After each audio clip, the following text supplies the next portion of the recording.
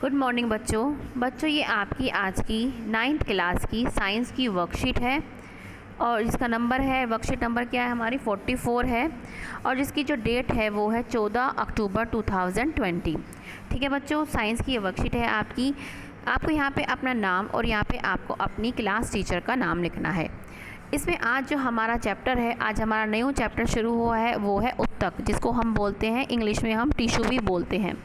ठीक है ना। उत्तक जो है इसमें आज हम जो टॉपिक पढ़ेंगे वो पढ़ेंगे विभज्योतक उत्तक। क्या है? विभज्योतक उत्तक पढ़ेंगे आज। तो जो ये बच्चा है अपनी बहन से, अपनी दीदी से हमेशा सवाल पूछता है, तो आज भी ये सवाल पूछ रहा है। क्या है? जिज्ञासा दीदी, हमारी कोशिकाएं शरीर में किस प्रकार कार्य करती हैं और क्या पादपों की कोशिकाएं भी हमारे शरीर की कोशिकाओं की तरह भी ही कार्य करती हैं? तो ये जो बच्चा है अपनी दीदी से क्या पूछ रहा है कि हमारे शरीर की कोशिकाएं जो होती हैं कैसे कार्य करती हैं और क्या पादप की कोशिकाएं भी हमारे शरीर, मतलब इस दोनों का काम एक जैसा ही होता है? तो ये अपनी दीदी से क्वेश्चन पूछ रहा है। अब ये क्या कहती है? ज्ञान।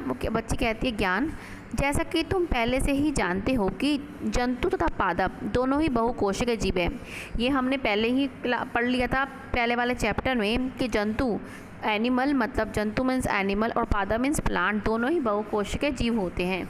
बहुकोशिकीय जीव कौन से होते हैं? जो एक कोशिका से ज़्यादा कोशिकाओं से बने हैं। एक से ज़्यादा कोशिकाओं से बनने वाले जीव को क्या बोलते हैं हम? बहुकोशिकीय जीव। जैसे एनिमल हो गए, प्लांट हो गए, ह्यूमन बींग्स हो गया।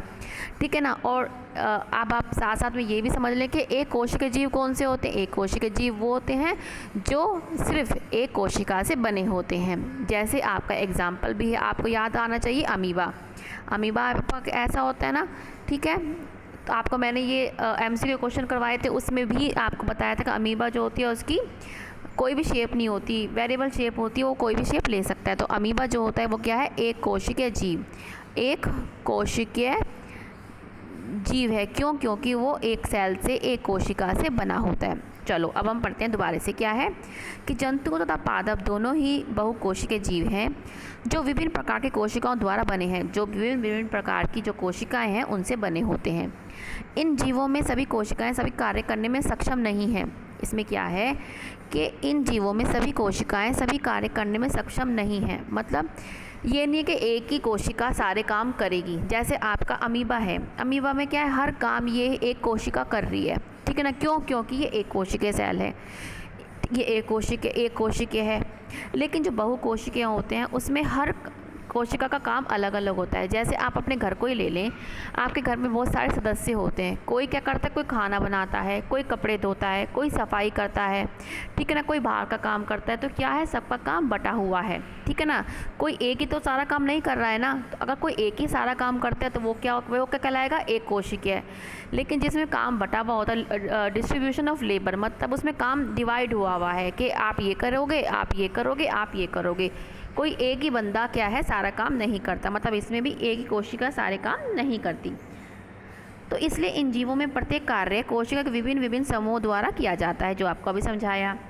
एक ही प्रकार की संरचना और कार्य करने वाले कोशिकाओं के समूह का उत्तक कहा जाता है। क्या कहा जाता है? उत्तक। क्या कहा जाता है? उत्तक। जो जिसकी एक जैसी संरचना हो, मतलब जो एक जैसी संरचना से बनी हो और एक प्रकार के कार्य कर रहे हो। जैसे आपका, जैसे सब कपड़े धोते हैं तो हम उनको क्या कह रहे हैं? ये सारे धोबी कहलाते हैं। ठीक है। जो सारे कपड़े इकट्ठे हो कपड़े धो रहे हैं वो सारे लोग। तो ऐसे ही उत्तक क्या होता है? वो एक ही प्रकार की संरचना से बने होते हैं। मतलब उनकी जो स्ट्रक्चर है वो एक जैसा होता है और उनके कार्य भी उनका सेम होता है। तो क्या कहलाते हैं? उत्तक। और आप पहले ये देखो कैसे, पहले एक कोशिका होती है। आपको पता है एक कोशिका से ही क्या है हमारा पूरा शरीर बना हुआ है। पहले एक कोशिका थी, फिर उसकी 2 हुई, 4 हुई, 8 हुई। तो हम क्या है? हम कोशिका से बने हुए हैं। आपने 5th चैप्टर में पढ़ा था कि आपकी जो कोशिका है वो आपकी मौलिक इकाई है वो। ठीक है ना। हमारी संरचनात्मक इकाई कौन है? हमारे शरीर की क्या है? कोशिका है। जैसे आप एक मकान बना रहे हैं, उसकी मकान की सबसे छोटी इकाई कौन सी होती है? ईंट होती है। ऐसे ही हमारे शरीर की सबसे छोटी इकाई क्या होती है? कोशिका होती है। फिर कोशिका, बहुत सारी कोशिका मिलकर क्या बनाती है? उत्तक। क्या बनाती है? उत्तक। फिर एक प्रकार के उत्तक बना के क्या बनाते हैं? अंग बनाते हैं। फिर अंग से क्या बनता है? एक अंग तंत्र बनता है। तो आपको ये जो आपका डायग्राम है ये भी आपने दिमाग में रखना है। ठीक है, अब क्या है, हम यहाँ पे आ जाते हैं कि विभिन्न प्रकार के ऊतक मिलकर अंगों का निर्माण करते हैं। जैसे कि हमने यहाँ पढ़ा, विभिन्न अंगों के ऊतक की कोशिकाएं अलग अलग होती हैं जो निश्चित कार्य करने में सक्षम होती है। ठीक है ना, विभिन्न अंगों के ऊतक की कोशिकाएं अलग होती हैं, क्योंकि ऊतक अलग हो गए इसलिए उनकी कोशिकाएं अलग हो गई। फिर क्या है, मनुष्य और पादप दोनों में ही अलग अलग कार्य करने के लिए अलग अलग प्रकार के ऊतक होते हैं। ठीक है ना, क्या है, अलग अलग कार्य करने के लिए अलग अलग ऊतक होते हैं दोनों में ही, चाहे वो प्लांट मतलब चाहे वो पादप हो चाहे वो मनुष्य हो। तो हमने यहाँ पे इतना हमने पढ़ लिया। अब इसके बाद क्या पढ़ेंगे हम, जंतु ऊतक और क्या है पादप ऊतक। ये हमारा डिफरेंस भी है। जंतु ऊतक क्या है, जंतु ऊतकों का अधिकांश भाग जीवित रहता है। क्या है, इनका अधिकांश भाग क्या जीवित रहता है, मतलब वो लिविंग रहते हैं, जीवित रहते हैं वो। उन्हें ऊर्जा की आवश्यकता भी अधिक होती है। क्यों होती है, आप खुद सोचें। जो जंतु हैं, ठीक है ना, वो क्या है, एक स्थान से दूसरे स्थान पे क्या है, वो घूमते रहते हैं, गति करते रहते हैं, इसलिए जो गति कर रहा है उसको ज़्यादा ऊर्जा की आवश्यकता होगी। तथा इनकी कोशिकाओं की वृद्धि भी एक समान होती है। इनकी कोशिकाओं की जो वृद्धि होती है वो भी एक समान चलती है। हमने अब जंतु तक पढ़ लिया, अब हम पढ़ेंगे पादप ऊतक। पादप पौधे स्थिर रहते हैं। स्थिर माने वो एक जगह पे ही रहते हैं, वो अपनी जगह से हिलते नहीं हैं। ठीक है ना, जैसे मनुष्य हैं वो जंतु होते हैं, एक स्थान से दूसरे स्थान पर हिल डुल सकते हैं, लेकिन जो प्लांट हैं, जो पौधे हैं, वो क्या कहते हैं, स्थिर रहते हैं वो। इसलिए उनके अधिकांश ऊतक सहारा देने वाले होते हैं, और जो उनके सारे ऊतक है वो क्या करते हैं, उसको सहारा देने के लिए होते हैं। कोई लीफ में सहारा दे रहा है, कोई शूट स्टैम्प में दे रहा है। ठीक है ना, ये ऊतक अधिकांश मृत होते हैं। कैसे होते हैं, मृत होते हैं। इसलिए पौधों में वृद्धि भी कुछ ही क्षेत्रों तक सीमित होती है। इसलिए जो अगर देखो क्या है कि इसके अधिकतर मृत होते हैं, इसलिए पौधों में वृद्धि भी कुछ ही क्षेत्रों में तक सीमित रहे। जब अधिकांश पार्ट जो है, अधिकतर जो है वो मृत होंगे, तो वृद्धि भी क्या होगी, जहाँ पे जीवन होगा वहीं पे होगी। इन्हें ऊर्जा की आवश्यकता भी कम होगी, क्योंकि वो स्थिर हैं, इसलिए उनके ऊर्जा की आवश्यकता भी कम है। पौधों में कुछ ऊतक जीवन भर विभाजित होते रहते हैं। जो पौधों में क्या है, कुछ ऊतक ऐसे होते हैं, उनमें इतनी कैपेबिलिटी होती है, इतनी क्षमता होती है कि वो लगातार जीवन भर क्या है, वो विभाजित होते रहते हैं, मतलब डिवाइड होते रहते हैं। ठीक है, पादप ऊतकों को विभजोत्य ऊतक तथा स्थायी ऊतक के रूप में वर्गीकृत किया जाता है। तो आपसे क्वेश्चन आ सकता है कि पादप ऊतकों को आप कितने रूप में, कितने कैटेगरी में आप वर्गीकृत मतलब बांट सकते हैं। तो क्या है, विभजोत्य ऊतक जिसको हम मेरिस्टेमेटिक टिश्यू बोलते हैं, और स्थायी ऊतक जिसको हम परमानेंट टिश्यू बोलते हैं। परमानेंट मतलब परमानेंट जो है वो अपनी जो है क्षमता, विभाजित होने की क्षमता को खो देता है। यह आपका जो है आने वाली वर्कशीट में आएगा। तो हमने यहाँ पे इतना पढ़ा, जंतु ऊतक और पादप ऊतक हमने पढ़ लिया है। अब क्या है, अब जो हमने विभजोत्य के ऊतक पढ़ा उसके बारे में हम पढ़ते हैं। विभजोत्य के ऊतक, पौधों की वृद्धि कुछ निश्चित भागों से ही होती है। ऐसा विभाजित होने वाले ऊतकों के कारण होती है। क्या है, पौधों की जो वृद्धि होती है कुछ निश्चित भाग होते हैं उसके, कहीं यहाँ पे होंगे, और जैसे आपको ये पार्ट दे रखे हैं, ठीक है ना, तो और ये किसके कारण होते हैं, विभाजित होने वाले ऊतकों के कारण होता है। इस प्रकार के ऊतकों को विभजोत्य के ऊतक कहते हैं। क्या कहते हैं, ऐसे प्रकार के ऊतकों को क्या कहते हैं, विभजोत्य के ऊतक कहते हैं। और ये 3 प्रकार के होते हैं। हमारा क्या है, विभजोत्य के ऊतक कितने प्रकार का है, हमारे 3 प्रकार का। कौन कौन से, शीर्षस्थ विभजोत्य के ऊतक, अंत्यवृष्ट विभजोत्य के ऊतक और पार्श्व विभजोत्य के ऊतक। हमारे ये जो है तीनों जो हमारे हैं विभजोत्य के ऊतक के 3 प्रकार हैं। अब आपको ये डायग्राम दे रखा है कि ये जो शीर्ष स्थिर विभजोत्य के ऊतक होता है ये कहाँ पे होता है, अंतर्वृष्ट विभजोत्य के ऊतक है कहाँ पे होता है, और पार्श्व विभजोत्य के ऊतक है कहाँ पे होता है। अब हम इसको एक बार रीड कर लेते हैं। शीर्ष विभजोत्य के ऊतक, यह पौधों के जड़ एवं तनों की वृद्धि वाले भाग में विद्यमान होते हैं। जो हमारा आपको क्या दिख रहा है, ये क्या दिख रहा है, टिप दिखाई दे रही है, ये पौधों की और जड़ों की ऊपर की साइड होता है। यहाँ पे आपकी जड़ होगी, ठीक है ना, जब, और जो ये शीर्ष होगा शीर्ष विभजोत्य के ऊतक होगा, ये तनों और जड़ों की वृद्धि के लिए इससे क्या होती है, इससे पादप की लंबाई में वृद्धि होती है, क्योंकि ये यहाँ से लंबाई बढ़ाता है और ये नीचे से लंबाई बढ़ाता है।